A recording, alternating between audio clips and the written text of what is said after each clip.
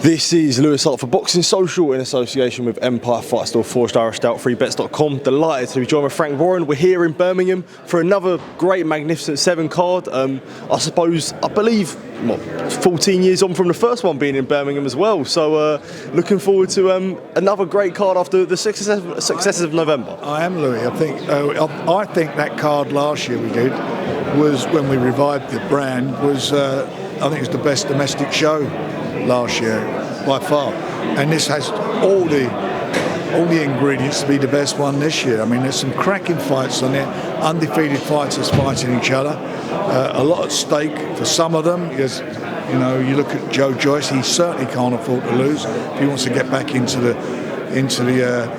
swing again at the top of the heavyweight division. So for him, it's a fight with, using that old word again, jeopardy. And you look at the fight between Nathan and Brad. That's a cracker of a fight. A lot at stake there. Brad, Nathan's looking for his big fight at Stoke City, and if he comes through, he'll get that. But it is a tough fight for him. You go down the card. You look at Brad Strand and Dennis McCann. I mean, what a fight that is. I mean, they're both, again, undefeated. Both got the bit between their teeth. Could be the fight of the night. That's one thing's for sure. It will be exciting. And I'm looking forward to that one. Then you've got the other Liam in a tough fight against the Mexican, who we all know over these shores. He's the guy who did a job on Lee McGregor, where Lee was a big favourite going into that fight. You know, that's a cracker of a fight. And look at Liam, he's done everything that's asked of him, from British Commonwealth, European champion. And this is a big step up for him. But if he comes through this, he's IBO champion, and he's got a big chance of fighting for one of the other 4 championships. Absolutely, and obviously you did say Joyce is back out, and many after the the second defeat to Zhilei Zhang, many were calling for him to retire. Does it show how, when you see these opportunities in Saudi Arabia, how it's rejuvenated the heavyweight division in the most? Joseph Parker, a guy he has a win over, just beat Zhilei Zhang, who has a win over him. So it shows that he can be in big fights. It can be, and there's fights there to be made. But you've got to win. You've got to have the mentality to come back. And he said himself, he lost fights as amateurs and come back and reverse those decisions. So he's more than capable of doing it. But Cash Ali fancied the job. When we offered it to him, he jumped at it. And he obviously thinking, coming off of 2 losses, it could be a fight he could win.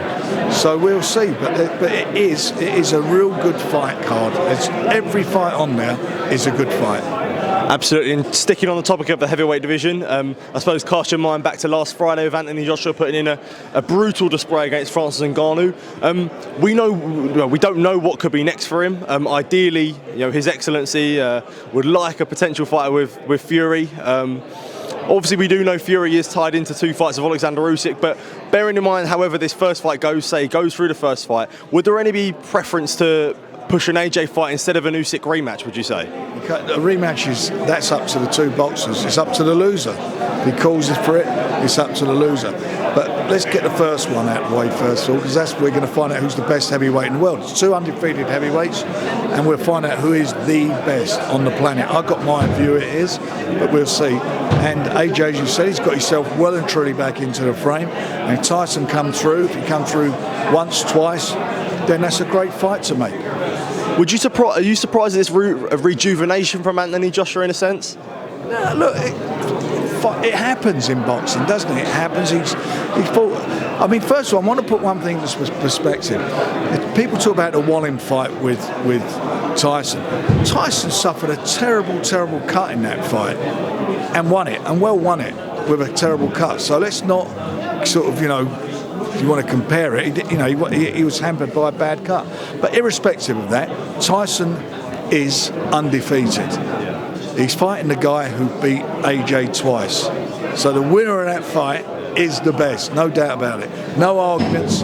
It's called undisputed. Absolutely, and I suppose on the topic of Queensberry versus Matchroom, any more update on the June 1st 5v5? They're already talking about a second one in London, so can you give us an update on that as well?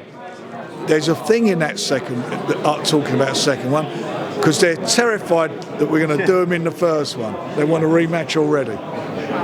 And whether it comes to 5 versus 5, that would ideally be in Saudi, but the next one being in London. Would His Excellency push potential shows in the UK as well? Would you say? I'm not even going there with that. Let's deal with what we got in front of us. Let's announce the first 5 fights first of all, the weights and the first 5 fights.